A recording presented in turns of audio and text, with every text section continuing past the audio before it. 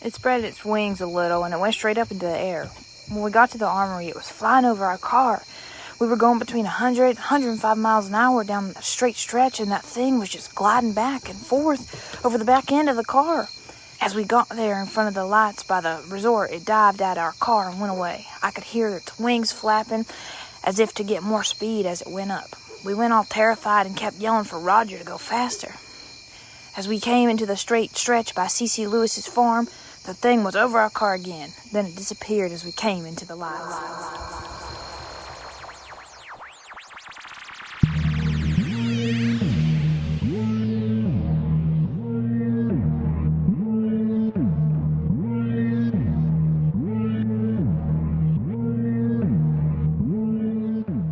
Hello, we're the Cryptid Code. We're your hosts, Harmon, Kenzie, JP, and we like to talk about cryptids and aliens and generally things spooky. and we cuss a lot. Indeed. Well, ladies and gentlemen, here we are. We are on the precipice. We have covered some extraordinary cases these 2 seasons, but today we are delving into the true depths of paranormal lore. For the climax of season 2, the true crescendo of this expedition into the Eerie, we are tackling one of the big 3. For those who do not know, the big 3 refers to the 3 most popular cryptids in the world, true icons of the field. The triumvirate is made up of, respectfully, the Loch Ness Monster, Bigfoot, and the subject of this episode, the enigmatic herald of disaster himself, the Mothman. Okay, real quick. I'm sorry. I have to interrupt. Yes. I am flabbergasted that Mothman is in the top 3. Some people say he surpassed Bigfoot, which is what really shocks me. that's I definitely don't believe that. There are states that try to steal him from us though, and fuck them. Chicago. Yep. I Yeah, think I was Maryland about to does, too. say, there's like a bunch of different states that claim to see him. But I thought it was strictly like an American thing. I didn't think it would be like on the same playing field as Loch Ness and fucking Bigfoot. Bigfoot. That blows my mind that we're like up there. Well, you're gonna see the Mothman legend is pretty dense. It's I put a lot of work into this episode. I am very excited. But yes, it is finally time. But a legend as extensive and as mysterious as Point Pleasant's preternatural passer of portents cannot be contained to a single episode. Unless you want it to be like 5 hours long, and I'm not Zack Snyder. So this shall be the first of our first multi-parter examination of the facts, the theories, and the thoughts surrounding the Mothman. Even then, I'll have to limit the scope of our investigations. For this multi-parter, we will be staying primarily in the Ohio River Valley and the events surrounding the Point Pleasant phenomenon. We will not be covering the Chicago Mothman or any of his international sightings, at least in this installment, though we may return to those topics later on. Even then, I might change my mind. We'll just have to see. And I have to say, I really pride myself on digging deep into our cases, but this is a whole other level. I have combed through books, newspaper articles, both modern and historical, and even had to fill out information requests to like the government. You're kidding me. No, episode 2 hit some big stuff. Speaking of which, now would probably be a good time to credit my biggest sources. The first up are a pair of books I got called Mothman Behind Red Eyes by Jeff Wamsley and Mothman Facts Behind the Legend by Donnie Sargent and Jeff Wamsley. Again, Jeff Wamsley also runs the Mothman Museum in Point Pleasant. Didn't you meet him? No, I met the curator of the Flatwoods Monster Museum when I interviewed him for my college paper. Thank you. That's what I was thinking of. Some Harmon lore for those listening. Yep, Harmon went to college. Wowee. Next, I would like to thank the Athens Messenger for allowing me to use their archive of newspapers from the era. And of course, the Mothman Prophecies by John Keel. Another extremely helpful source was a website called AppalachianOddity.org, which had an extensive, exhaustive timeline of Mothman sightings. Between these major sources and countless minor ones too numerous to cite, we can paint a pretty extensive picture of the strangeness that descended on Point Pleasant. Real quick, JP, are you going to yell at him about his pronunciation? Did you say Appalachia wrong? I don't know. Did he? Wait, how do you say it again? Appalachian? Yeah, he said it right. Oh, I thought you were going to throw an apple at me if I said it that way. No, if you say Appalachia, I'll throw an Appalachia. That's the thing. So, sorry. If you say Appalachia, I'll throw an Appalachia. I don't remember the improper pronunciation because it's wrong. So it's Appalachian. No, it's Appalachian. All right. You get the apples. Yeah. I'm confused. It's if you fine. get it, Harmon? if you get it wrong, I will throw an Appalachia because it's Appalachia. It's Appalachia. Appalachia. We are Appalachians. We're Appalachians. Oh, We're going to forget that in like 10 minutes. I am going to forget it in 10 minutes, but it's fine. Harmon, continue. So, with no further preamble, the Cryptid Code proudly presents part 1 of the Mothman saga, titled simply, The Herald Arrives. I titled all the parts, by the way. I hope you like that. I love it. I support it. Oh, yeah. I support it.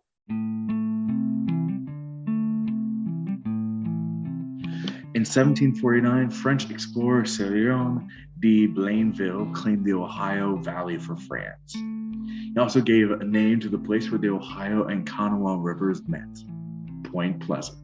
That name would be used again in 1774 by General Andrew Lewis as he established a camp there. It is here where on October 10th, Lewis would defeat Chief Cornstalk's coalition of Shawnee and Mingo warriors in what would have become known as the Battle of Point Pleasant, an event some have argued was the first battle of the American Revolution, though others claimed it was merely an extension of Lord Dunmore's war. Remember the name Cornstalk, though. It'll be important for later. Maybe not in this part, but when we roll around to the explanations. The town of Point Pleasant began with its official charter in 1794, became the seat of Mason County in 1804, and was properly incorporated in 1833. So a small little history lesson to get us off. We're learning the lay of the land. Have any of you been to Point Pleasant? I have not. How about you, Kenzie? I haven't either. I'm so sorry. I'm like learning this like new mute mechanic. I was like, oh God, what button did I click? I'm so sorry. But no, I haven't. I've been, I believe, 3 times now. You lucky duck. Yeah, and I'm going again soon. I'm going to the Mothman Festival, which hopefully this upload will align with that. Oh, yeah, that'd be pretty cool. But the Mothman Festival looks pretty neat. Yeah, it is so fun. It looks fun. Fast forwarding to 1942, we have the origin of what will become one of the most iconic locations in Point Pleasant and centered stage for the Mothman phenomenon. The West Virginian Ordnance Works, better known as the TNT area. 4 miles north of Point Pleasant, the facility earned its nickname by producing 720,000 pounds of TNT a day. Concrete igloos scattered across the area were used to store the explosive as America was preparing to enter the Second World War. Wait, real quick. What was the original name? The West Virginia Ordnance Works. And they became known as the TNT area. Yeah, the nickname. Okay. I've only ever heard it as the TNT. I did not think it had an actual name. Well, it's going to change names in a bit, so don't get too attached. Oh, okay. Being one of the largest providers of jobs in town, the facility had more than just manufacturing. Power plants, shops, and even housing for workers were also constructed. In 1945, TNT production ended, and a year later, the facility was officially closed and converted into the McClintock Wildlife Management Area. It is open to the public and actually allows for free camping, hunting, and fishing. However, a few fishermen in 1979 noticed signs that the water was contaminated by chemicals once produced and stored there. A theory that was confirmed in 1981 and eventually earned the site a spot on the EPA's national priorities list. And though the area is a lot cleaner today, efforts still continue even now. Between the decaying corpses of deserted factories and the frozen fog that lingers over the impenetrable water of the ponds, the McClintock area walks a line between beautiful and foreboding. A local reporter from the Herald Dispatch named Ralph Turner wrote of the TNT area, quote, "What I remember most was the chill, the fog, the mist in the air, and the vastness of the TNT area. It would have been a good place to make a Dracula movie," end quote. And it is here, amidst the bunkers and the thick forested trees, that the Mothman would reveal himself to the world.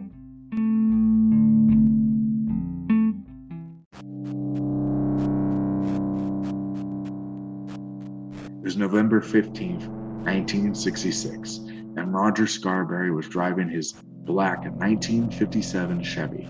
Next to him was his wife, Linda, and his best friend, Steve Mallet, and his wife, Mary, who were sitting in the back. The couples were taking a nice evening drive through the TNT area, a popular hangout spot for young couples due to both its open access and relative remoteness. It was around midnight, and Roger's headlights were the only thing piercing the darkness around them. As they came over the hill, the headlights revealed the old, derelict North Power Plant. Constructed for $45 million, it had been abandoned since the heydays of the TNT area and left to rot after the war. The plant is an imposing three-story structure with large windows that allow one to look into the long, untouched floors. Suddenly, Steve cried out and pointed towards the corner of the power plant. And that's when they saw it. Two glowing red eyes. Linda would later describe the creature as such. Quote, "It was about 7 feet tall. It had wings that were visible on its back. The tips of the wings could be seen above its shoulders. The body of it was like a slender, muscular man and was flesh-colored. The wings were an ashen white in color. The wings looked like angel wings. Its face couldn't be seen because the eyes simply hypnotized you when you looked into them. You didn't have to look directly into them. If you looked close to the face, your eyes were drawn to its eyes. It wasn't that it didn't have a head. It was just that when your eyes got close to its head and neck area, the eyes consumed your vision and you couldn't see anything but them," end quote. All they could do was stare. After a minute of stunned silence, Linda turned to Roger. Her fingers dug into his arm in a tight, fearful grip as she cried out, "Go, go, go!" It was enough to break Roger from his trance, and he obliged by speeding away. In moments, they're out of the TNT area and driving along Route 62 heading into the town. Yet the creature was not yet done with. They could see the figure standing atop a hill alongside the road. It spread its wings and proceeded to fly directly upwards in a fashion many witnesses would later compare to a helicopter's takeoff. As they passed the local National Guard armory, its shadow passed over them. The creature flew after them, gliding over the back of the car several times. Roger slammed on the gas with a desperate strength. His speedometer slowly crept to over 100 miles per hour, passing it. Yet the monster kept pace. According to the witnesses, the creature made high-pitched squeaking noises, like those of a mouse, as it hovered over the top of the car. They could hear its wings smacking against the roof as it doggedly pursued them. Strangely enough, the witnesses reported that the creature did not flap its wings, but simply glided through the air. The chase continued for several minutes, as they could not outrun this thing. However, in the distance, they could make out the lights of town, Salvation. As they passed into the lights on the edge of Point Pleasant, the creature broke off from its pursuit and flew across a wide field before disappearing into the night. So, thoughts so far? Damn. Got anything else to add to that? Well, so this report, who did they give it to? Oh, we'll get to that. It's not done yet. Okay. Well, like, was it the police? Like, Yes. just humor me. We even have the individual officer they gave it to. So, you know, you don't just tell the officer that you were, exceeding 3 digits. 100 miles. Yeah. You just don't say that to a police officer. So I do believe they were obviously running from something if you were going to share that bit of info with the police. So it's very interesting. We'll get to that. Like, they have a reason they went to the cops. Yeah. Anything you want to add? Yeah, JP, any input there, bud? I mean, I don't have anything to say yet. I don't have anything interesting to add yet. All right. Well, let's continue. Wait, real quick. I thought it was interesting. She called his wings like angelic. That was interesting. I don't think I've heard it compared to that before. Yeah, we're going to get a few descriptions of his wings, but Linda Scarberry and Mothman are going to become tied in a very odd way, if that makes sense. But we'll get to it. Oh, It's God. interesting that I hope they don't have sex. It's weird that people described it as a helicopter taking off. Yeah, What? that too. I thought that was cool. It's a very specific way to describe something. Yeah. I guess they just mean that it wasn't flapping its wings. It just shot straight up into the air, which is something other witnesses will say too. Oh, okay. Well, let's continue. Scared out of their wits, the young couples drove into town and sought sanctuary in the one haven no monster would dare tread, the local Dairyland ice cream store. There, the youngsters regrouped, gathered their thoughts, and discussed what exactly to do next. Of course, one of their first thoughts was to go to the police. The fear, however, was that the police would not take a bunch of kids screaming about a monster seriously. On some level, they didn't even believe it themselves. So, they decided on a course of action. They would go back and try to see it again, just to confirm that it did exist. Getting back into Roger's car, the group began their trepidatious journey back to the TNT area. Their courage would not last long, however, once they reached the edge of town. They pulled into the gates of a local farm owned by one C.C. Lewis. As they began to turn around, they caught sight of a dead dog lying near the road. At that moment, the same creature they had seen earlier came charging out and jumped over their car before landing on the other side and sprinting through a field. Terrified, the youth retreated back to town. They pulled into the local diner, Tiny's Drive-In, where they found their friend Gary. To my knowledge, no last names given. Gary was just about to drive home when the group came up to him, frantically explained their encounter. His immediate question was if they were drunk, which they weren't. They pleaded for him to call the police, and after some waiting, one Deputy Millard Halstead arrived. Emboldened by their recent reinforcements, the group decided to venture back to the TNT area once more to show Gary and Deputy Halstead the scene of the encounter. They formed a small convoy on Route 62, with Roger's car up front, with Gary and Deputy Halstead driving about half a mile behind. As they passed the pasture, they saw the creature yet again. It proceeded to approach the car on foot before spreading its wings and flying directly towards them. But as Gary's car came over the hill, his headlights exposed the creature, and the thing vanished. For the rest of the drive, the red-eyed specter was not seen again. When I say vanished, I don't mean like into dust. It just seemed to retreat from the light. They did return to the TNT area a third time that night, this time in Gary's car with Deputy Halstead in tow. They arrived to the North Power Plant and turned off their lights. For roughly 15 to 20 minutes, they stewed in oppressive silence. Wind rattled the branches of the leafless trees above.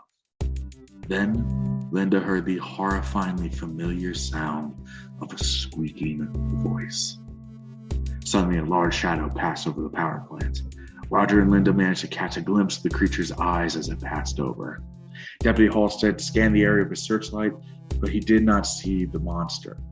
Instead, he did see a kicked up dust that was kind of forming a weird dust cloud throughout the area, implying that something had made a sudden movement through there. Strange enough, Halstead said that he was having an issue with his radio, as it only made static sounds. Finally, the Scarberry and Mallets decided it was time to call it night. Too afraid to go to their own apartment, Mallets joined the Scarberries in their trailer to spend the night together. Their encounter was over, for now, but the terror was still fresh in their minds. They spent the rest of the night with every lamp and light on, staying awake, awaiting the feared return of the creature. Whatever they had encountered that night, it would leave deep scars within their psyches, leave them in a state of near constant crippling paranoia for a long time. Linda Scarberry would write in her police report, quote, "We will never forget this. It has affected our lives in many ways. I am keeping going on nerve and sleeping pills. When it gets dark, I feel the fear creeping over me. When I go any place, I automatically look up and out the windows. I am afraid to sleep at night, so I lie awake, sometimes crying with fear. When I do sleep or go to bed, the lights burn all night.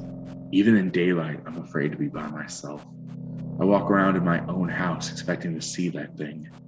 I close my eyes day or night, and I can see those red, fiery eyes staring at me." The next day, Sheriff George Johnson held a press conference and allowed the witnesses to describe their encounter to the press. That day, the Point Pleasant Register would publish a newspaper with the headline, quote, "Couple see man-sized bird, creature something," end quote. The story would soon become the talk of the county. Many locals wrote the encounter off by claiming the couples were simply drunk and made something up, yet others were convinced by the fact that Deputy Houston took them at their word and stated that the teens appeared honest, sober, and most of all, scared. The story would even find its way on the wire to the Associated Press, spreading beyond the borders of West Virginia. And as the local papers were abuzz with talk of this creature initially referred to as the bird, came a name that would echo through the halls of cryptozoological history. Inspired by the 1960s Adam West Batman show, a single anonymous editor for the Huntington Herald Dispatch would coin the name, the infamous moniker, the Mothman. Did you guys know that? Did you guys know it was based off of Adam West? I did not, and I love Adam West Batman. It's one of my favorite Batman. I didn't know that either. That's very interesting. I always wondered how they came up with Mothman. Because like you said, initially it was compared to a bird, and then they eventually were like, moth. Interesting parallel. Yeah. General thoughts so far? Remember, this is just one sighting. There's gonna be a lot. Well, and I don't know if I think that the press was like an interesting way, like the best way to go about it initially, just because, like, I mean, I guessed from the start that like their first interpretation were like, oh, these people were drunk, or like obviously, or on drugs, or there's something wrong with them, because a normal person does not think they see a monster in the night. But I liked the comment about how that deputy took them for their word and said that, you know, they were terrified. I thought that was a nice touch. I do appreciate Holstead being as open-minded as he is. And I guess that's one of the perks of being a small town, is that people know you. And so they can make those kinds of decisions based off of your character. Yeah, because he, you know, he had to have seen these like people around, had to have known that like they weren't troublemakers or whatever. And even if they were, like, to know the difference between, oh, they're lying, or, oh shit, they really believe they saw something. I have to give them like at least the benefit of the doubt. Yeah. It's nice. You don't get to see that point of view very often. So it's very nice to hear that. How about you, Jake? Any input? I think it's an owl. Oh, that'll definitely be in the theories. Don't you worry, none. JP, eat some toes, man. Like, like What how do you that's your mean? first Do you know thought. how big owls are? I mean, If yeah, it just flew at you in the middle of the night, and I mean, it you would had scare the not- shit out of me, but I would say, Yeah. wow, that's a fucking owl. On the flip side, no owl can fly 100 miles per hour. This is accurate. Wow, look at that, I JP. thought that it didn't catch up to them. No, it kept pace with them. It kept the entire time. It was pace. right next to the car. Yeah. It gave up. It didn't. Are you sure they can't give fly that up. fast? Because they are birds of prey, which are related to falcons, and falcons can dive at 200 miles an hour. But that's a difference between diving and flying. Yeah. Like diving, you know, it's gravity. You're like just shooting, and you can go very, very fast. Anybody can. You can jump out a fucking plane and then make yourself a spearhead, and you could probably fall at that speed. Owls can fly at 40 miles an hour. Oh, wow. Look at that, JP. Your first I theory looked it up. proven. Less than half Wrong. of hoped. I also Wrong. don't necessarily buy that they were actually going 100 miles an hour, Most likely they have a Chevy Impala, and them going that fast in that car in 1966, I don't buy it. Eh. Well, it had plenty of time. I've been to the TNT area, and it has long stretches of road. But Argument, JP? Do you have a return to that? I mean, it's just doesn't mean the car can get up to that speed. If it just because it's a long stretch of road, if it can't get up to that speed normally. Well, Wait, maybe real some quick. other evidence will convince you. Why couldn't they go to that speed? Like what? If your car can't max out at that speed, it cannot go that speed. Well, why can't their car max out at that speed? Chevy Impalas were slow. They were I can't remember how many tons they were, but they were fully steel in 1967. Only had about 200 horsepower. That's not a lot to carry a car that big. Oh, okay. I don't know a lot about cars, obviously. So this was interesting. I I'm learned looking it up something. now. Okay. Now, to be fair, I did not know the top speed of an Impala. Wait. But I do know that they were not very fast. Did I say it was an Impala? Because You said it was a Chevy, and in 1947, Chevrolet Fleetline Sportsmaster can get up to 100. Oh, can get up to 74 miles per hour. Wait, so you just said it was a Chevy, right? Yeah, it was a Chevy. So it was 1966, correct? Yeah, but the car is from 1947. The car is 1947. Oh, so they did say what type of car it was. They just said it. You just said it was a Chevy. Okay, I was assuming because 1966 that it was either a Bel Air or an Impala. That's my bad. So it was a Fleetline. I could be. I didn't get the exact make. I didn't. It's the one thing I didn't look deep into. That's funny. Well, I'm sorry.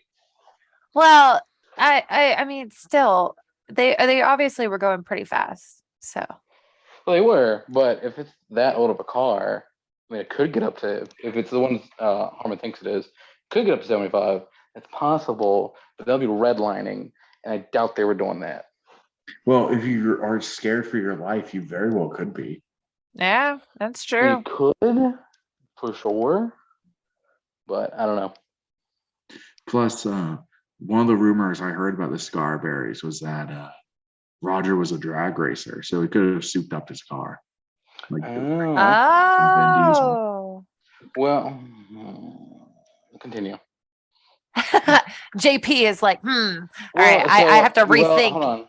So drag cars, if he was a drag racer, his drag car would not be going on the road because West Virginia, gravel roads, you can't drive on gravel roads or really even like normal city roads on slicks. I mean, you can, but not very smart. But I know people who race in their free time, but also soup up their daily driver car just because they can. But it's still possible. Yeah. So you can't discount it completely. But either way, they were going over 70 miles per hour. And fast, that's still 30 miles more than now. Yeah. But let's move on, if y'all. Yeah, get out of this car talk. This isn't Top Gear. God.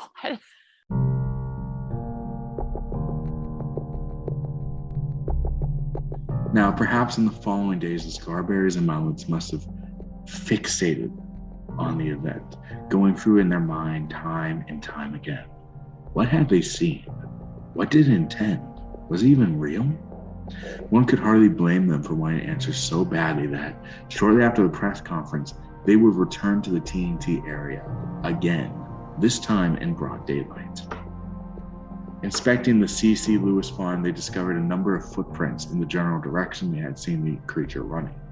One of the creatures would describe them as such.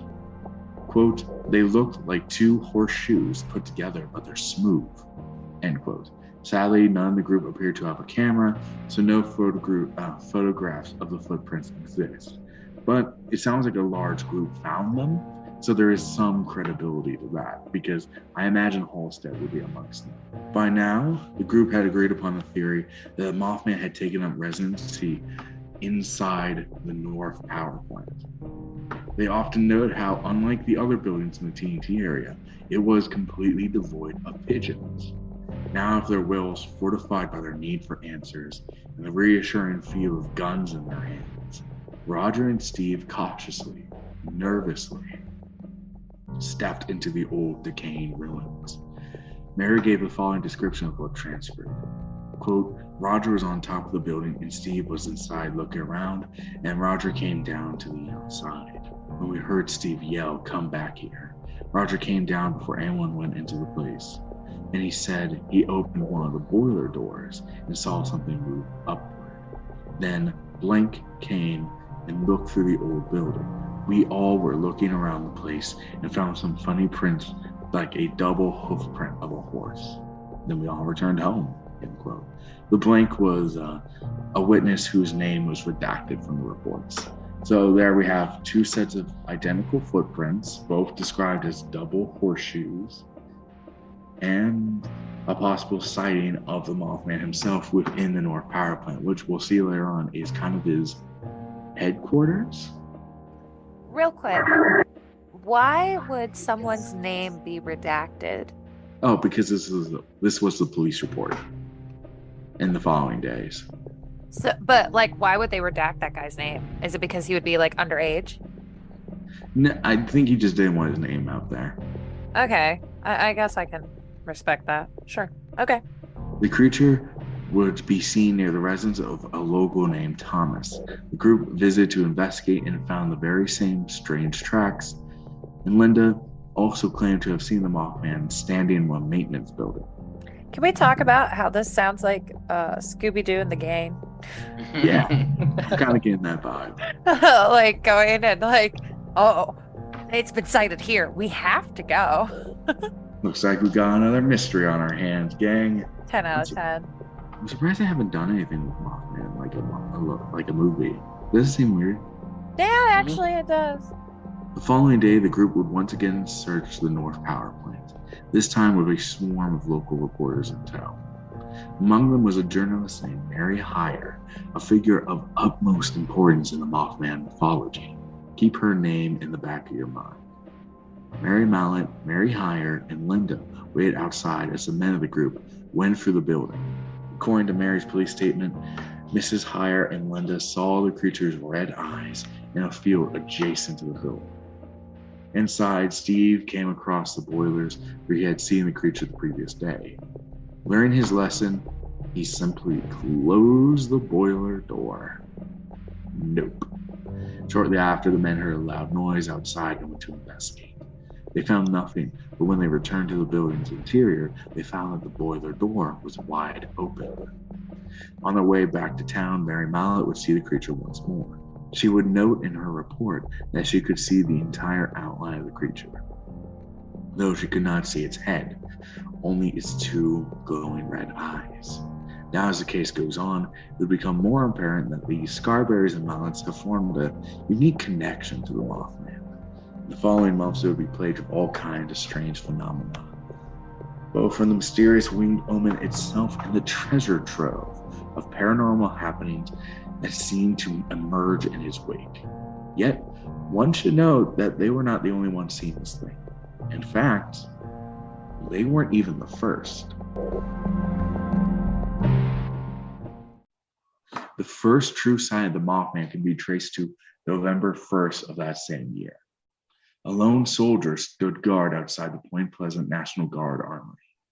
His eyes dutifully scanned the tree line, but he did not expect any real threat to appear. This is Point Pleasant, after all, the small, sleepy town where nothing happened. That was, until it happened. The soldier saw a strange figure, a brown, winged humanoid, perched on the branch of a tall tree overlooking the armory. Unable to discern exactly what he was looking at, the soldier went inside to tell his comrades what he had seen. When they returned, however, the creature was gone. Another account comes from November 12th. Outside the town of Clendenin, West Virginia, 5 men silently worked away digging into the dirt. The shovel stabbed into the damp, cold soil as they prepared the grave for its new resident, one Homer Smith. Among the grim-faced men is the deceased son-in-law, Kenneth Duncan. With him were Robert Lovejoy, William Pooley, Andrew Godby, and Emil Gibson.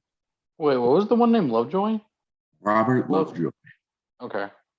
No, my grandmother's maiden name is Lovejoy. That's why I was curious. Oh, Because she lived in West Virginia, in Clendenin. What if you had like a personal connection? Wouldn't that be crazy? That'd be weird. Oh my God, that's actually really cool. Yeah. As they worked diligently to ready Smith's final resting place, Duncan happened to look up. He saw a large, brown winged creature gliding through the air, just above the treetops. Duncan noted that it did not resemble a bird, but looked vaguely human. The creature circled the trees as a stunned man struggled to comprehend exactly what he was seeing. Quote, it was gliding through the trees and was in sight for about a minute, end quote. Suddenly it came down from the trees and, in a rushing gush of wind, passed right over their heads. And as suddenly as it appeared, it was gone, disappearing into the trees before the others could see it. Or if they had seen it, they were content to keep it to themselves. The men would not speak of what they saw except to a trusted few. Perhaps they were worried about being labeled as crazy or possibly holding to the age-old adage of out of sight, out of mind, and wished to forget the whole encounter. That was until Duncan opened his local newspaper to see an account of the young couple seeing the same creature in Point Pleasant. One more sighting occurred November 14th in the town of Salem, West Virginia. Here, really, wait, real quick. Do you think maybe because of like the way of like this gush of wind that they have been like seeing and commenting on, could that also be why they kind of compare it to a helicopter taking off? Maybe like it's a gush. Yeah, like, because from the force to take off. Yeah, that's kind of like what I visualize. So like that could be another, like not only does it just like take off into the air, but like it literally like sends off this like gush of wind like a helicopter does as it goes up into the air. It's just an assumption. I just thought it was interesting. I love the mental image of Mothman as wearing a jetpack.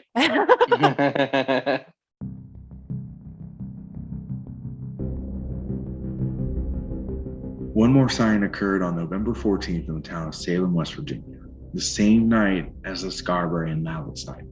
Around 10:30 p.m., a man named Merle Peteridge, wrongly labeled as Newell Partridge in some sources, was watching TV with his wife when the screen was interrupted by a herringbone pattern, and the television set began to emit a loud, high-pitched, quote, generator noise. Meanwhile, the family's German Shepherd by the name of Bandit was going absolutely wild on the porch. The sound grew so loud that Merle went to turn the TV off, but as he got up, the television blew out, sending glass all out onto the floor. As his wife swept up the glass, Merle went to check on the dog, and what exactly he was barking at. He found Bandit growling with ears up. Something had him on edge, and Bandit was preparing for a fight. Merle took his flashlight and scanned the horizon, seeing his light reflect off of what looked to be glowing red orbs. I know what you're thinking, but Merle was adamant in future interviews that the lights he saw were not eyes. Quote, they were not eyes or anything like that. They're intermediate lights, end quote. At first, he thought it had been just a helicopter in a neighboring field. When he opened the porch door, Bandit shot out from under him and chased in the direction of the lights. That was the last time anyone saw Bandit. Or at least, saw him alive. Sorry, but that's so upsetting. Yeah, recall how during their encounter with the Mothman, the Scarberries and Mullets saw a dead dog near C.C. Lewis's farm. Many believe that to be the remains of poor Bandit. Aww. Now, the good news is it seems like it wasn't Mothman that killed Bandit, but something that I'll probably have to wait until part 2 to be fully understood why. Hey, that makes me less salty because I was going to hold that personally against Mothman, like as a personal vendetta. I was like, I'm going to hate this cryptid now because he killed a dog. Like, yeah, I don't think it was him though. It might be one of his, compadres. Not necessarily compadres. What? We'll get to it. More than one? Oh, shit. We're in for a wild ride, it seems. Guys, part 2 is crazy. Part 2 is going to be fucking insane. Now, if Merle was clear that what he saw was not the Mothman, why am I including this story? Beyond further context, the general strangeness enveloping Point Pleasant and the Ohio River Valley as a whole, it ties a strong connection between the Mothman and bizarre glowing objects that would fill the skies in the coming year. Plus, that was not the end of Merle's story. He would say in an interview with Jeff Wamsley, quote, "Next morning I got up and went down there. You could see the dog's tracks going down through the wet grass. You could see the dog's path. When I got down there, you could see these dog tracks all around this huge circle of mashed down grass. The circle was about 40 to 50 feet in diameter. That was when I started thinking, there's been something here besides a helicopter. I remember coming back to the house and telling my wife that the dog was gone." End quote. So judging from it, the dog was picked up by something. That its tracks ran in a circle and then just stopped. What kind of dog was this? Was it like a small dog? Okay, German Shepherd. Okay. That's a big dog. That's a big dog. Matthew's parents own a German Shepherd. He's a big guy. Yeah, so, they do not go gently into the night. They are fighters. They can be vicious. If attacked. So it's very interesting. But so real quick before we continue, you can cut this, but the accent you used absolutely fucking killed me. Oh, fantastic. In a good way, or? I wasn't expecting it. So I'm happy I was muted because I was sitting here just rolling. That was good. That was entertaining. Feel free to add those reactions. Is that energy people come for? Okay. Continue. He had spoken with his neighbors, asking for them to keep a lookout for bandit. But as he was driving around, he heard news of strange encounters with a winged creature and a mention of a dog being found dead. He thought then that the dog mentioned had to be bandit. Merle also called an employee of his carpenter business over to help him investigate. The employee arrived soon after, and as the two talked, they found that both of their TVs had done the exact same thing around the exact same time. Merle told his story to one Pete Lemon, a friend working for WBOY TV in Clarksburg, and brought the story to public attention. Merle also noted that his property was unusually silent. You know that eerie silence that comes over the woods when all the animals go quiet and you know something bad is lurking nearby? Mm-hmm. That kind of silence surrounded his house for an entire week. That would drive me crazy. I would not go outside. Literally every fantasy novel I have ever read, there has literally been some kind of creature that makes everything go completely silent. And every time the main character's like, buck. And yeah, nope, I couldn't. No. An entire week? Oh, that's terrifying. Well, it means there's a big predator. Yeah, but it's also like, I could argue the same thing about like those teens that repeatedly went back to the TNT area after repeatedly having experiences. Like, I understand wanting to like prove that you're not lying, but if you're terrified, I don't even know if it's worth it. Like, I'd be like, nope, you wouldn't catch me doing that shit. No thanks. Well, it feels like they're bolstered just by the fact that, oh, we're with a cop now. Cool. Yeah, I guess so. And like a larger group and everything. He'll slap the handcuffs on Mothman, take him in, throw him in the slammer. Yeah, I don't think that would make me feel better, honestly. I'm like, what are you going to do? Just arrest him? Like, no. Obviously not. You don't know. Deputy Halstead, super cop. Super cat. Yeah, he's the one with the jetpack to chase Mothman. Big butterfly net.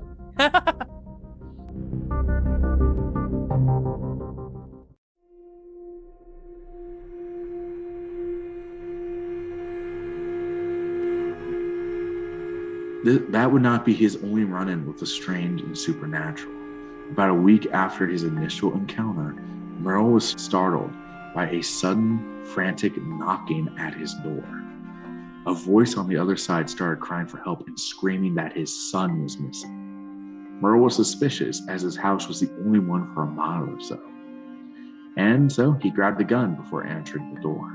Merle later said in an interview, quote, "The man told me he was coming down the hill about half a mile from my house. As he started to come around the turn at the bottom of the hill, something took off beside the road, right beside his car. He said there were lights flashing and there was no noise. He said it vanished almost as fast as they had seen it. He said it was big and moved very quickly. He had his one son with him, but told me his youngest son was missing and that they could not find him." End quote. The man ran his car into a ditch and wanted Merle's help freeing it so he could search for his lost son. While Merle was using his Jeep to pull the car back onto the road, they spotted the missing son walking down the road 200 yards away. What makes this especially strange is that he was walking towards them from further down the road in the direction they were going. So they obviously asked the boy where he went, but he had no memory of what happened. The man's identity and truth of what happened to his son remain a mystery, as Merle never saw them again. Isn't that freaky? It's pretty fucking weird. I almost forgot I put this in the script, but this is like one of the mysteries that I can't put anything on. But I have an idea. I might want to talk about it later, though.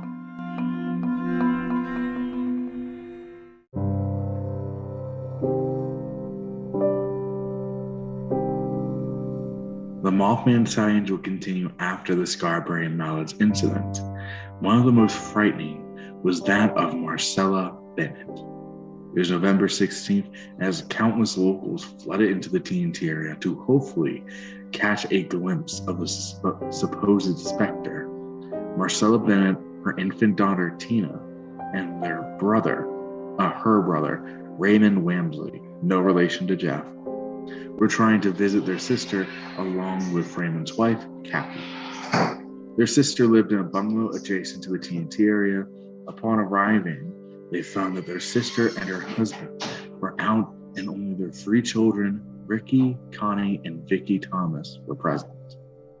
Marcella and Raymond asked the kids if they were afraid of the supposed Mothman that had been the talk of the town or the large contingent of locals patrolling the TNT area. The children said they weren't, so Marcella and Raymond were comfortable leaving around 9 p.m. Marcella was the first one out the door, still cradling Tina in her arms. Raymond, however, only took a few steps before stopping. Quote, Marcy, look, he called after her. Look up in the sky to your right, Marcella. What is that in the sky coming? End quote. Marcella, for whatever reason, did not listen to her brother. If she did look, however, she would have seen a bright red light in the sky. Instead, she walked the 20 yards to the car. Marcella would later say that she felt drawn towards the car in an almost trance-like state. It was not until she went to unlock the car that she noticed a pair of gray feathered legs. She looked up and saw the Mothman. Strangely enough, she did not mention the red eyes in her report, but the effect was all the same. She was frozen with fear. Raymond screamed for her to run, but Marcella was bolted in place. She struggled to move, but only managed to turn.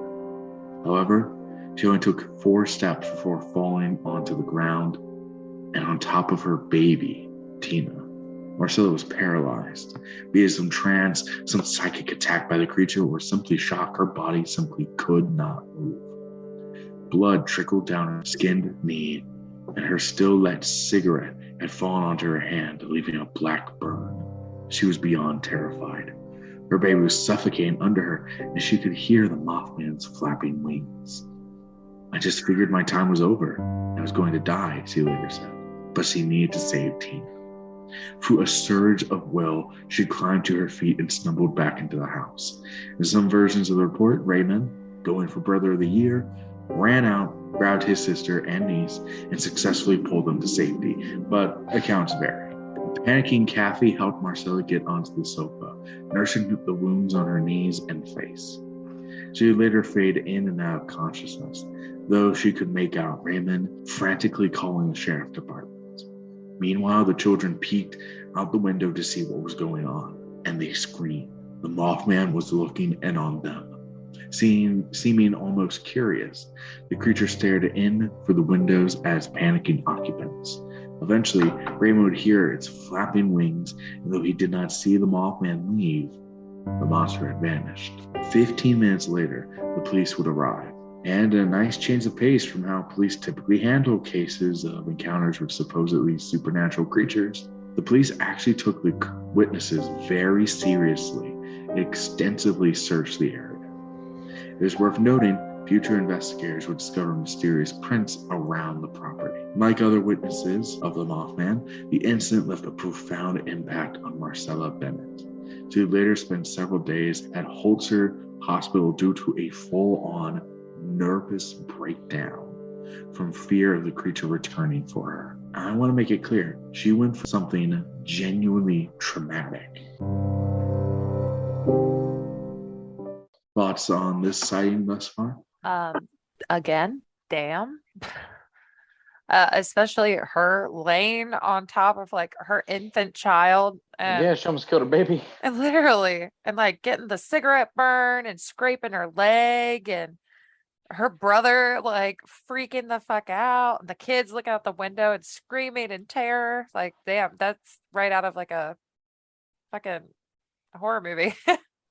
Damn. Yeah, and I think that's what makes it so genuine, is because one, the police responded, two, people found footprints later on, and Marcella was hurt. See, this doesn't sound like a fraud or anything, like a hoax, because one, she actually skinned her knee, two, she burned herself with a cigarette, and three, she had a full-on mental breakdown. That's a lot of effort.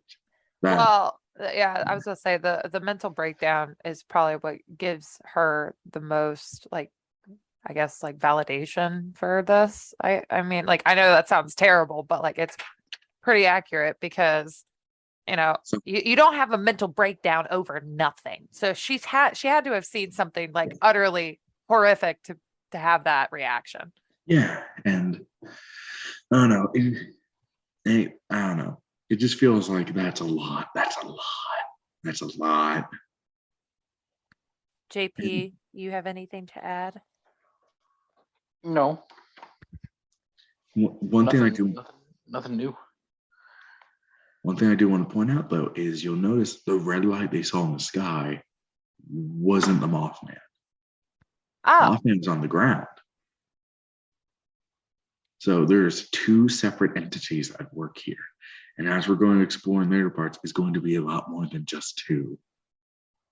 There's going to be a lot of weird shit involved in this case, guys. I'm very interested to hear, because I have only ever heard of Mothman, not these other possible things. So and we're gonna go places, guys. We're gonna go places. We're traveling dimensions, JP. Better strap in. I know you're joking, but yeah, that's one of the things. That's one of the theories. You're kidding me. Oh. JP's like, I already disbelieve. JP's like, it's a bear. I already. It's an owl. Guys, this is going to make the Kentucky Goblins and the conspiracy surrounding them look like nothing. Yeah, those are tame. What we're about to dive into probably is like fucking next level. Like, we have government agencies kidnapping, all kinds of stuff, and attempted kidnapping. It's going to get crazy. But regardless, more sightings would come in the following days.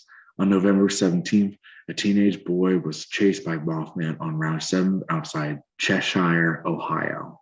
The next day, volunteer firemen Paul Yoder and Benjamin Enoch saw the same creature while walking around the TNT area. There are multiple sightings on the 20th, as a couple in their car were chased by Mothman until it eventually stopped, landing on a tree branch. That same day, a man named Howard Miller reported seeing a large bird on the roof of a bus depot that was, in reality, most likely a bird. It was described as having, quote, red half moons under the eyes, end quote. But before the day was through, teenager Brenda Jones and her 4 to 5 friends were driving near Campbell Creek at night. They spotted the Mothman next to a rock quarry before it fled on foot. Brenda would later say, quote, "No one believes us because we're teenagers, but it was real scary," end quote.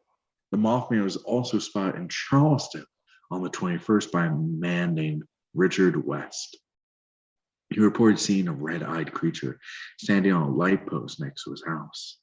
Richard watched as the creature's wings stretched out to about 8 feet before flying straight up into the air.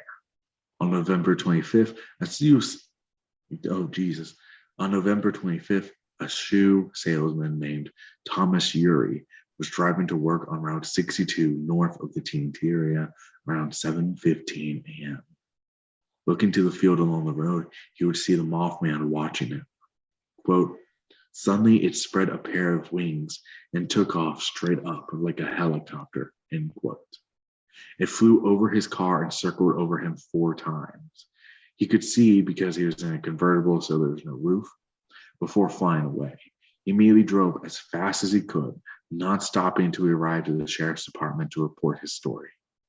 Urey would later say in an interview with Mary Hyre, quote, "I had never had that feeling before, a weird kind of fear. That fear gripped you and held you. Somehow the best way to explain it would be to say the whole thing just wasn't right. I know that may not make sense, but that's the only way I can put into words what I felt," end quote.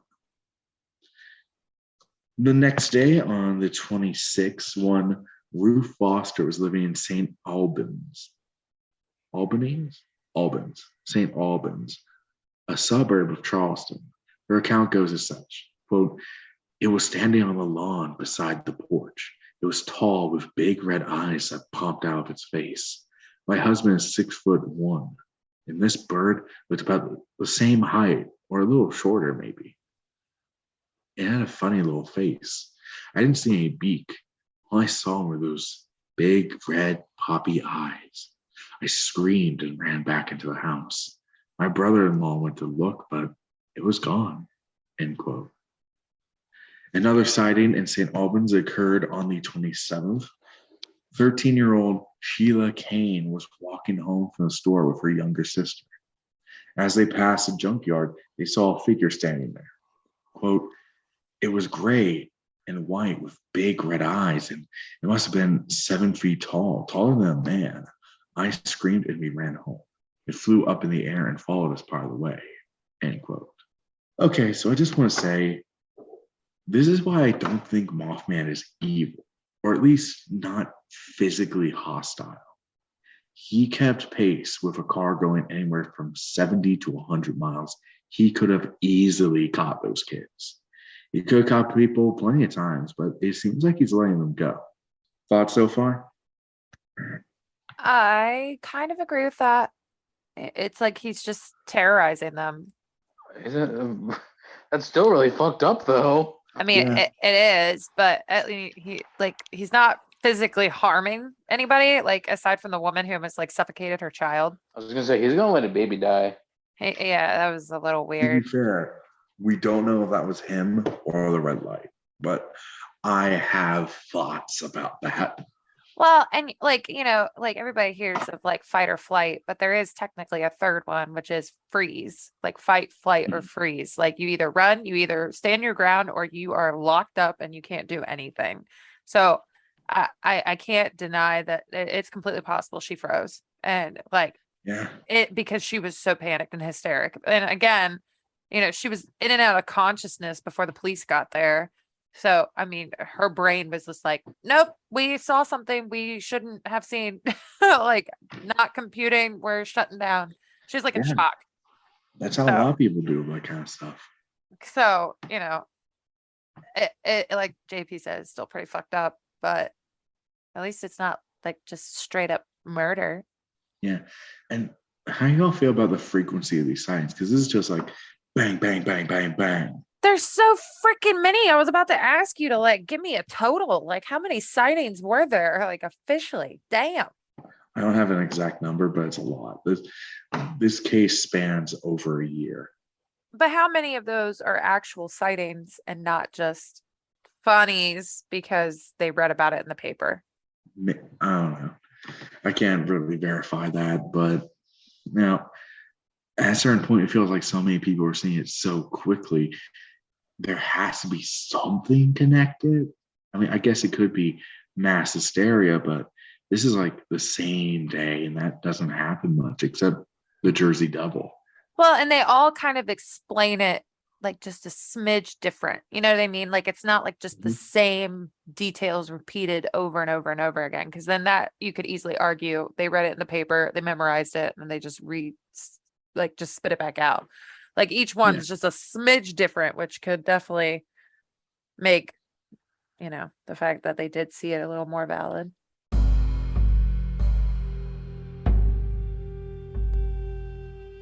On the 28th, Alan Coates and Bob Bosworth were driving through the TNT area on their motorcycle when they spotted two red eyes watching them from the top of the North Power Plant. Curious, they came to a stop and attempted in vain to lift their bike in order to flash a light on the creature.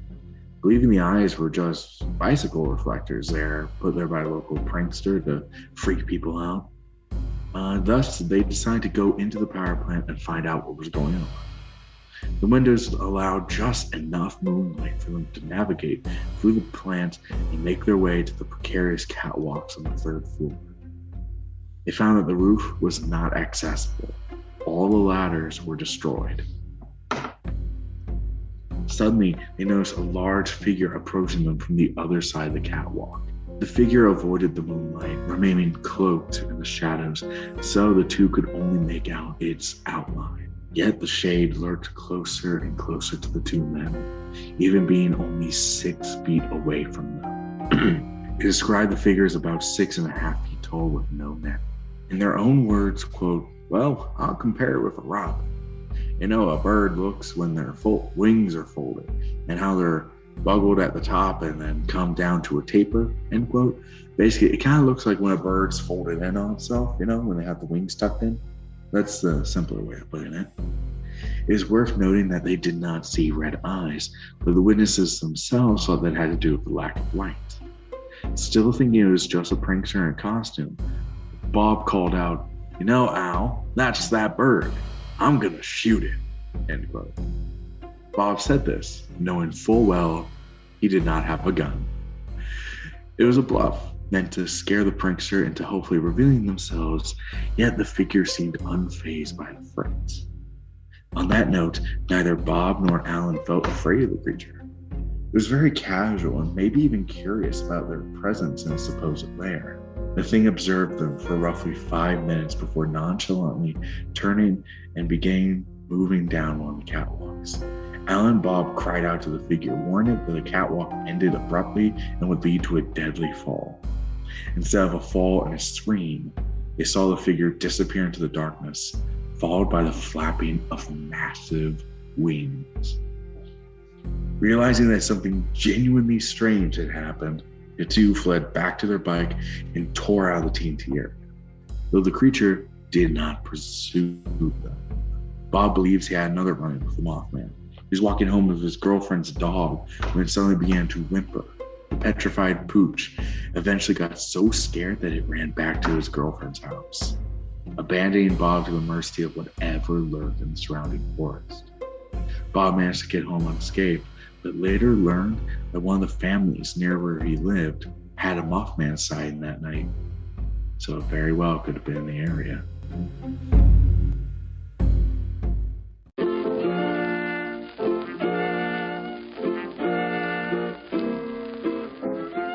Needless to say, the Mothman dominated gossip throughout West Virginia, and even the nation.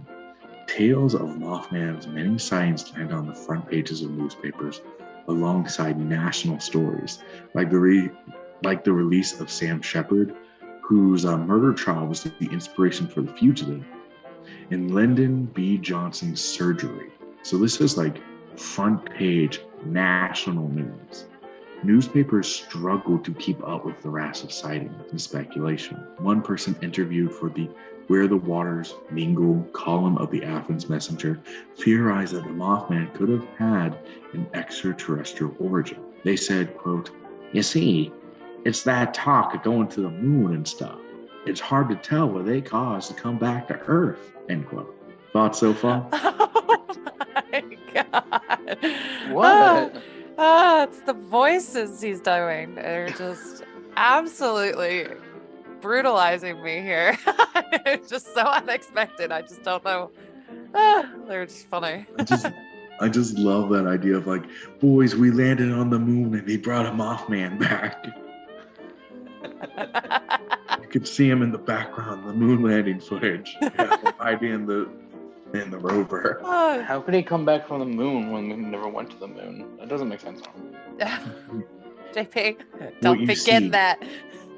You see, when they hired the director, who did The Shining? Stanley Kubrick.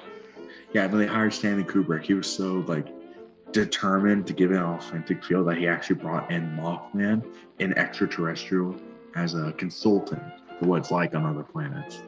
Oh, because Stanley Kubrick is also an alien. Yeah. Wow, it's all coming together. 2001: A Space Odyssey was actually an autobiography. Yeah, it's just an origin story. Beautiful, guys. Absolutely beautiful. Others attempted to explain the phenomenon away. Dr. Smith of West Virginia University posited that the supposed Mothman was, in reality, a sandhill crane. However, this was countered by experts from Ohio University saying that a sandhill crane had never been officially sighted in the area. The Proctorville Fairland High School Science Interest Club went on record to claim that the monster was, in reality, a gas balloon that they used to study air currents. What? No, I don't get it either. Yeah, that's not Wait, but there were believable. times where it was like on the ground. Yeah, that doesn't make any sense. How are they gonna say it's a weather balloon? Unlike it just as well. That one's a little weird. Yeah, but hey, it's just maybe some high school club just wanted a chance to possibly get some fame and some fucking funding. Nah, fuck them.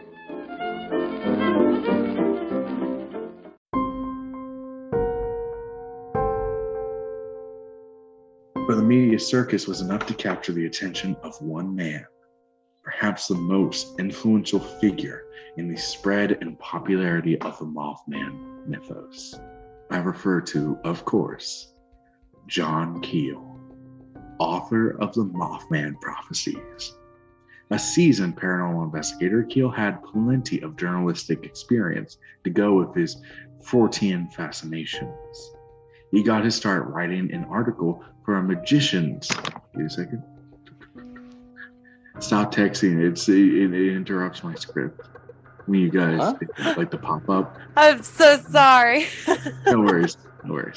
It's literally just me. It is literally just me. Yeah, I ain't doing shit. Nobody. Everybody know it's completely Kendrick. I'm not doing anything. I'll edit this out. I'm just commenting. Like when he announced the guy, insert applause literally entered my head and I couldn't get rid of it. I had to add it. You can just say things, Kenzie. You can react to my stuff. But I'm like muting myself. Why? So like I You don't love know. your reaction. Okay, I'll react more. No, don't pressure yourself, but just play it over there. Okay. Okay, I'm gonna restart. He got his start writing an article for a magician's magazine at the young age of 12 and made a name for himself as a freelance reporter. Keel also worked for the American Forces Network in 1951. In 1966, his article on UFOs had been rejected by Playboy magazine. Because let's be honest, no one reaches for the articles. Wait, say it again? His article on UFOs had been rejected by Playboy magazine. Does Playboy magazine cover that kind of thing? Yeah, dude, they do all kinds of man's interests. That's why it's technically not pornography. And that's why they're allowed to sell it. It's actually just a small little blip on like page 22. And like on that same page is a fully nude woman. And they're like, this is important. There's information in here. What the fuck? But that year, he'd be put on a case that would define his career. He first heard of the Mothman from Gray Barker, the Clarksburg author of the seminal text for ufologists. They knew too much about flying saucers. He recommended Keel to go down to Point Pleasant and investigate the phenomenon firsthand. On December 7th, John arrived in the small West Virginian town to do exactly that. First person John met with was Deputy Halstead. The helpful officer gave Keel the synopsis of the Mothman's appearances. When Keel asked if there had been any UFO sightings, Halstead said the bird was enough. We'll later see that there actually were many UFO sightings around this time, which is kind of what I've been hinting at with all the strange lights that aren't Mothman. Yeah. Yeah. He also pointed Keel to the home of one Park and Mabel McDaniel, Linda Scarberry's parents. There he introduced himself and was welcomed in. It was there that he met what would become the main group of investigators and witnesses throughout the entire unsettling ordeal. It kind of makes me think about a Stephen King novel and how they would usually center on a big group. This is pretty much the Breakfast Club of the Mothman mythology. Huh? Among its members were, of course, Linda, Roger, Steve, Mary Mallett, along with Connie Carpenter, her fiance Keith, and local reporter Mary Hyre. Now, I think I should take a moment to expand on exactly who Mary Hyre is. At first, Keel took her for a busybody, a nosy neighbor always snooping in other people's businesses, perhaps a reflection of his New York cynicism. Hyre was far from that. She was a compassionate pillar of her community, knowledgeable about all the happenings of the area and a relentless pursuer of the truth. She is often overshadowed by other figures in the Mothman myth, but she is the unsung hero of this case. It was actually Mary Hyre who put the original Scarberry Mallet sighting on the wire to the Associated Press. So she's a big reason why it became national news. The article I mentioned earlier, that was front page along with Sam Shepard and the president, that was written by Mary Hyre. Her column. Cool. Yeah. That's wild. Yeah. Her column, Where the Waters Mingle, had kept readers up to date on the Mothman's reign of terror, and I even quoted it earlier, as you all heard. She was a familiar face that locals trusted and an expert on the Ohio River Valley. Mary Hyre would become an invaluable partner to Keel's investigation. Sorry, my throat is really dry. It's okay. Get some water. Nah. No, suffer. Suffer for your art. Hyre's interest in the creature was partially motivated by the fact that Connie, her niece, had seen the thing personally. Her encounter was around 10:30 a.m. on November 26th. She was driving down Route 33 near the town of New Haven when suddenly she saw the creature standing along the road. Its wings shot out from his back, and without flapping, the Mothman flew directly upwards. She was fixated on the monster's red glowing eyes. The eyes seemed to hold Connie in a trance, distracting her so long she nearly ran off the road. She barely managed to snap out of it just enough to avoid crashing. Yet, when she looked again, she saw the Mothman flying directly towards her. Hitting the gas, she sped away, leaving the flying phantom behind. Strangely, Keel found that Connie's eyes appeared red and irritated. She was suffering from, and I should have looked this up, but I'm going to try my best to pronounce it, Colleague conjunctivitis, a type of eye damage caused by exposure to ultraviolet light. Keel noted that the condition is often common when witnesses look into the lights of UFOs, but it appeared Mothman's eyes had a similar effect. It would be a week before Connie fully recovered. So why is she the only one? Why is she the only one that had like that side effect? I guess it's because she looked so directly into it. Like, I guess it would be the first time someone made prolonged eye contact with the Mothman. Okay, I accept that. It was 9 p.m. when Keel was done interviewing them and decided their next move was to take him out to the TNT area and let him look around. The gate had been locked by the police to help stem the tide of tourists and locals pouring in every night. The group managed to squeeze in and proceed to the North Power Plant. The station was an intimidating sight. It was eerily silent and the building was lifeless, still lacking the pigeons common everywhere else in the area. The rest of the group waited outside as the somewhat apprehensive Keel ventured into the power plant, accompanied by Connie and Keith. Connie was surprisingly chipper, though it might have been an act to hide her fear. She was joking and laughing as they explored the building. Keel made his rounds through the building and even looked through the boilers where Steve had encountered the creature. But alas, nothing was turned up. And as they're making their way out of the building, Connie glanced back and immediately melted into hysterics, screaming, "Those eyes, he's there," end quote. Keith and Keel, sounds like a bad buddy cop movie, rushed her outside as she continued, quote, "I saw those eyes, two big red eyes by the wall in the back," end quote. Impressively, Keel rushed right back into the building to try and catch a glimpse of the creature. Yet he found nothing. And I mean nothing.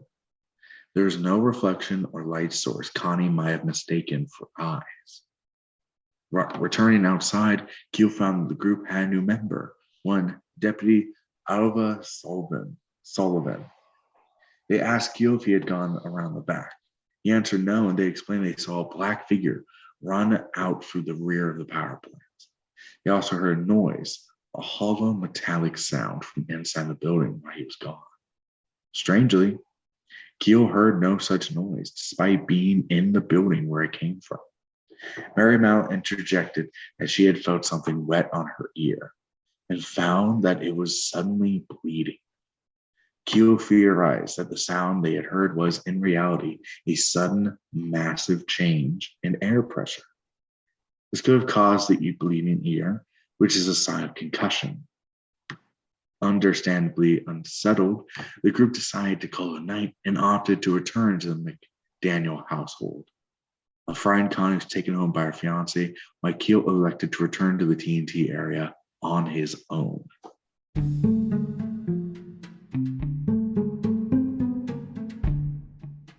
But that, I'm afraid, will have to wait until part 2. So, guys, general thoughts so far? That's episode 1 out of the way. Very good. Very good. Yeah. I'm really proud of this. I'm really happy with this.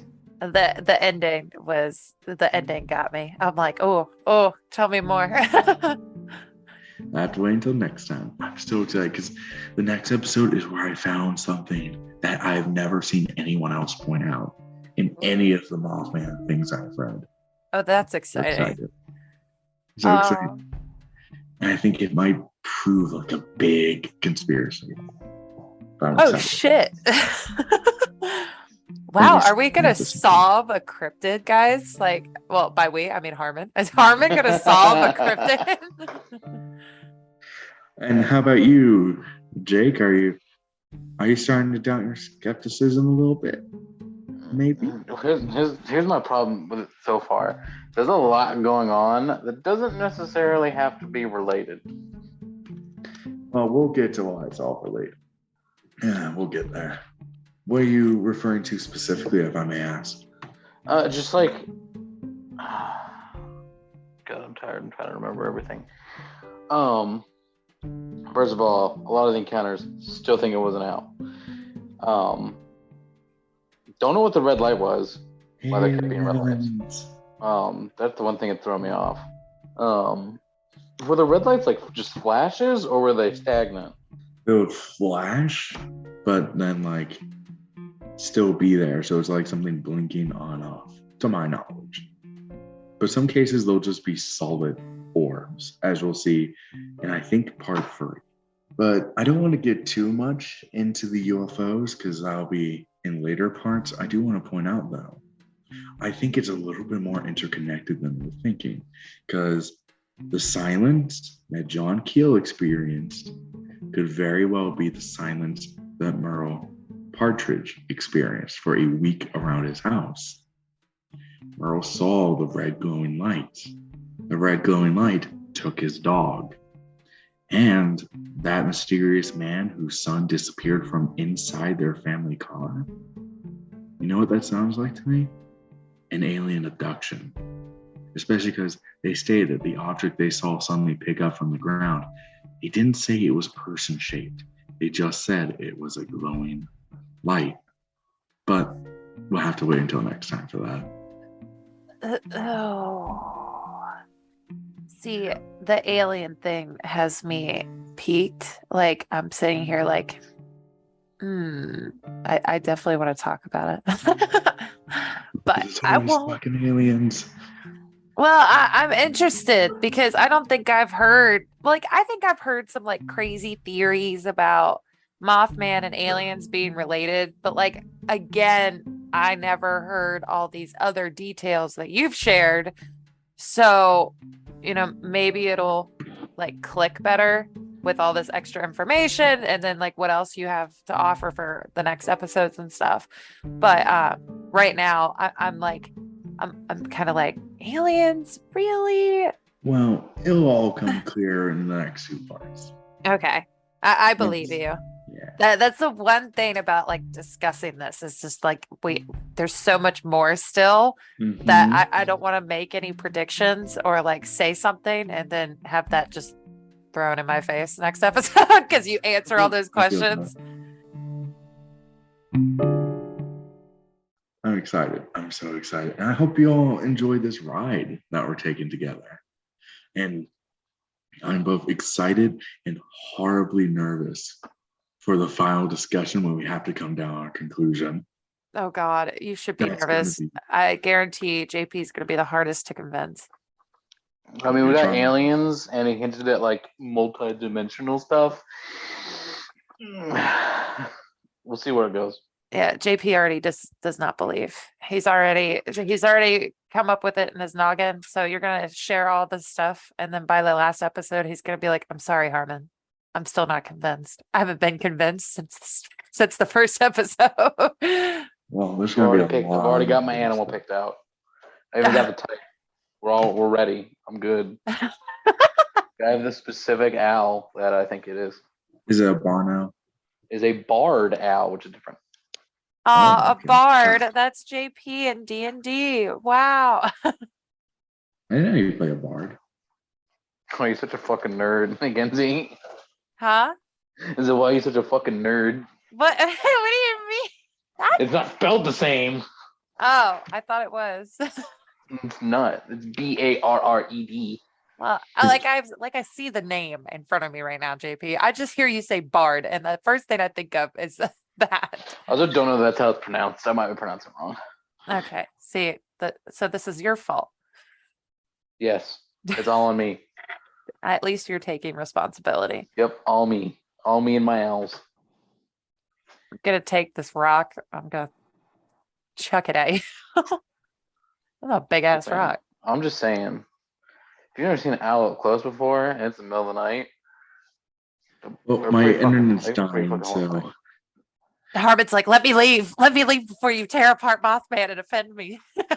Owls. Okay. Also, barred owls' eyes can glow red in the middle of the night. Or in the dark of the night. Save it for the discussion. Save it for the discussion. I thought this was the discussion. I thought this was the discussion. Is not this? This is a general vibe check, not the argument. Not the argument yet. JP's already arguing. He's like, I've been preparing. You haven't seen everything yet, Jake. Hey, I'm just telling you what I'm thinking so far. Okay, I accept that. And if you would like to keep up to date with us, especially as we are going deeper into the season finale, you can follow us for updates on Twitter at the Cryptid Code. And if you'd like to send us ideas or suggestions for stories you'd like us to cover, send them to our email at thecryptidcode@hotmail.com. But I hope you all enjoyed this ride together, and just buckle up, kids. It's going to get weird as fuck from Oh here. God. Oh. But for now, remember, don't drag race in West Virginia gravel roads. Whatever it is, don't look in the eyes. And most of all, stay spooky out there. Bye-bye. Bye. JP, say bye. Goodbye. Thank you.